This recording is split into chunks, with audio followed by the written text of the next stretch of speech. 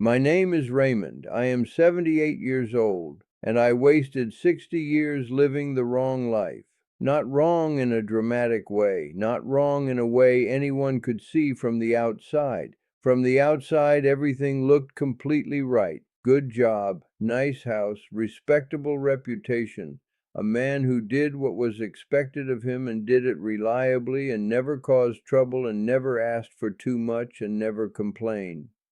From the outside, Raymond had it together, but inside, in the quiet, honest place that I visited as rarely as possible, I always knew. This is not your life, Raymond. This is the life that happened to you while you were too afraid to build the one you actually wanted. I am 78 years old, and I am done being quiet about it. My name is Raymond, and I do not want you to make my mistake. I was a talented young man. I say that not out of arrogance, but because it matters to the story. I had real gifts. I loved writing. From the time I was a boy, I filled notebooks. Stories and observations and ideas that poured out of me so naturally that writing felt less like doing something and more like breathing. My teachers noticed. One of them, a woman named Mrs. Harrington, told me when I was 16 that I had something rare, something worth developing, something worth building a life around, and I believed her. For about 3 years I believed her, and then my father sat me down and explained the world to me the way practical men explain the world to dreaming boys. He said, "Raymond, writing is not a career. Writing is something you do on weekends if you are lucky. You need something real, something stable, something that pays."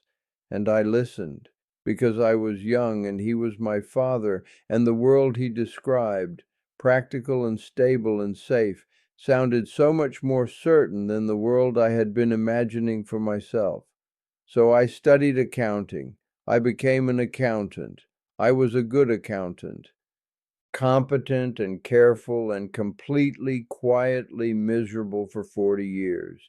I went to work every morning in a suit that felt like a costume. I sat at a desk that felt like someone else's desk. I did work that was perfectly fine and meant absolutely nothing to me. And I came home every evening and I was tired in a way that sleep could not fix.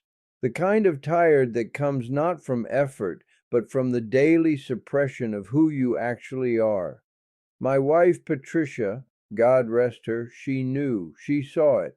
She used to say, "Raymond, you have a look sometimes like a man who is somewhere else entirely." And she was right. I was somewhere else. I was in the life I had not built. The one I had decided was too risky, too uncertain, too much to ask of the practical world. I kept writing, on weekends, in the evenings sometimes when Patricia was asleep and the house was quiet. I filled notebooks for 40 years, stories and essays and observations that no one ever read, that I never showed to anyone, because showing them would have made the gap between the life I was living and the life I wanted too real and too painful to ignore. So I kept them private, and kept going to work, and kept wearing the costume, and kept being the reliable, practical, safe Raymond that the world expected. And then I retired at 65, and I thought, finally, now I can write. Now I can build the thing I always meant to build. And I sat down at my desk on the first morning of retirement and I opened a notebook and I stared at the blank page for a very long time. And what I felt was not freedom. What I felt was grief. 60 years of grief arriving all at once. For the books I had not written. For the voice I had spent decades keeping quiet, for the young man who had something rare, something worth building a life around, and had been too afraid to build it. I cried that morning, alone at my desk, for an hour, and then I made a decision. The same kind of decision I should have made at 20, but was making now at 65. I decided late is not the same as never.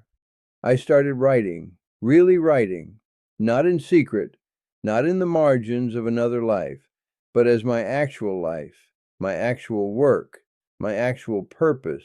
I wrote every day, hours every day. I finished a book at 68, not a famous book, not a best-selling book, but mine, completely mine, written in my own voice about the things I actually cared about.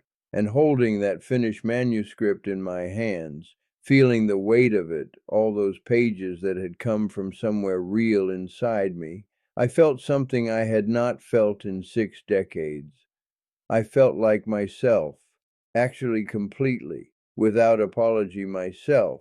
And I want to tell you, that feeling, arriving at 68 after 60 years of waiting for it, it was the greatest thing I have ever felt, and the most heartbreaking, because I kept thinking I could have felt this at 28. I could have had 50 years of this instead of 3. I could have built an entire life inside this feeling instead of spending decades locked outside it, but I had been afraid, and fear had cost me 60 years. So here is what I want to say to you. Whatever your version of the notebooks is, whatever the thing is that you have been doing in secret, in the margins, on the weekends, in the quiet hours when no one is watching, that thing is not a hobby. That thing is not a nice idea for later. That thing is you, the real you, the one that existed before the world told you to be practical, before the fear told you it was too risky, before you decided that being safe was more important than being alive in the truest sense. Do not put it in a drawer. Do not tell yourself you will get to it eventually. Eventually becomes 60 years faster than you can imagine. The practical, safe life that the world approves of will not comfort you at the end. The thing you loved, the thing that felt like breathing, that is what you will think about. That is what you will miss. That is what will sit in your chest like an ache that no amount of respectability can soothe. I know because it sat in mine for 60 years. Go build the life you actually want, not the one that looks right from the outside, not the one that makes other people comfortable, the one that makes you feel like yourself. Start today, not tomorrow, not after things settle, not when you feel ready. You will never feel completely ready. Start anyway. The notebooks are waiting. Your real life is waiting. Do not make it wait 60 years. My name is Raymond. I wasted 60 years living the wrong life. And I am telling you, from the far and honest end of a very long mistake, the time you have right now is the most valuable thing you own. Do not spend it being someone else. Thank you.